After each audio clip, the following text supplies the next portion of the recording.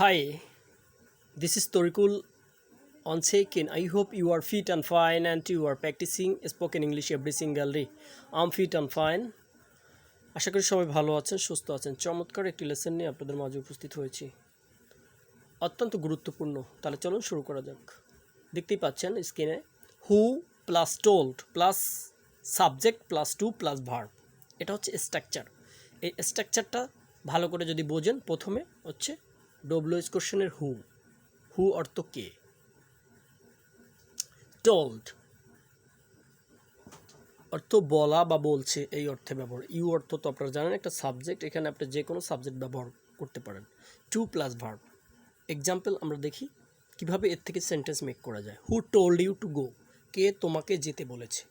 Who told you to go, কে তোমাকে যেতে বলেছে। Who told you to come, কে তোমাকে আসতে বলেছে। তে, এখন প্রশ্ন আছে যে গো অর্থ তো যাওয়া, তাহলে যেতে, যে যাওয়া, তাহলে তে হলো কেন? টু, টু গো, যেতে। টু অর্থ হচ্ছে তে অথবা র, ঠিক আছে? টু অর্থ হচ্ছে তে অথবা র।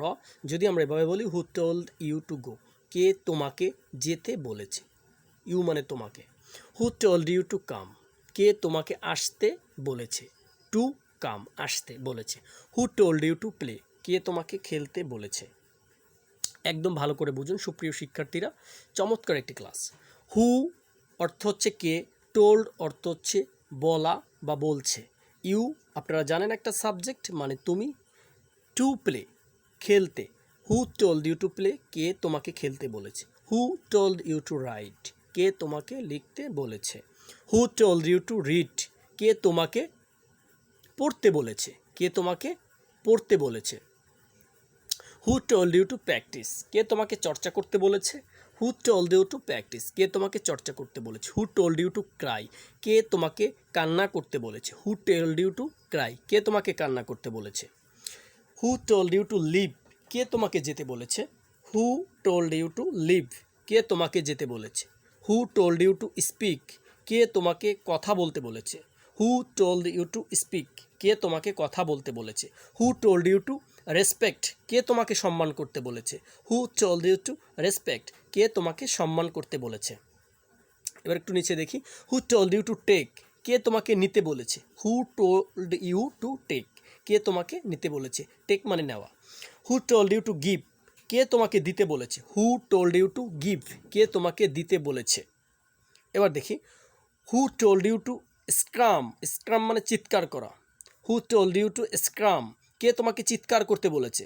কে তোমাকে চিৎকার করতে বলেছে। Who told you to silent, কে তোমাকে নীরব থাকতে বলেছে। Who told you to silent, কে তোমাকে নীরব থাকতে বলেছে। Who told you to live alone, কে তোমাকে একা থাকতে বলেছে। Who told you to live alone, কে তোমাকে একা থাকতে বলেছে। Who told you to call, কে তোমাকে কল করতে বলেছে। Who told you to call, কে তোমাকে কল করতে বলেছে। Now it's your turn with Tarikul English Academy. সুপ্রিয় শিক্ষার্থীরা, আশা করছি এই স্ট্রাকচারটি ফলো করে আপনি শত শত সেন্টেন্স মেক করতে পারবেন নতুন নতুন ভার্ব ইউজ করে। আমি এখানে যেগুলো দৈনন্দিন জীবনে ব্যবহৃত হয় সাধারণত সেগুলো ইউজ করার চেষ্টা করেছি। আপনারা যদি নতুন নতুন ভার্ব ব্যবহার করে আপনারা আরও সুন্দর সুন্দর সেন্টেন্স মেক করতে পারেন এবং নিজেরা চেষ্টা করতে থাকুন, দেখবেন একটা সময় হয়ে যাবে। জাস্ট এখানে ফলো করতে হবে হু অর্থ কে, একটা ডব্লিউএস কোশ্চেন, টোল্ড, তারপর হচ্ছে একটা সাবজেক্ট, তারপর একটা প্রিপোজিশন টু। অর্থাৎ প্রিপোজিশনটা আপনি এভাবে স্ট্রাকচার ইউজ না করলেও হবে, তবে আপনার সুবিধার্থে আমি এটা ব্যবহার করে দিয়েছি। টু গো, যেতে। একবার টুর অর্থ হচ্ছে র অথবা তে, আর ভার বসিয়ে দেবেন এভাবে টু গো, যেতে।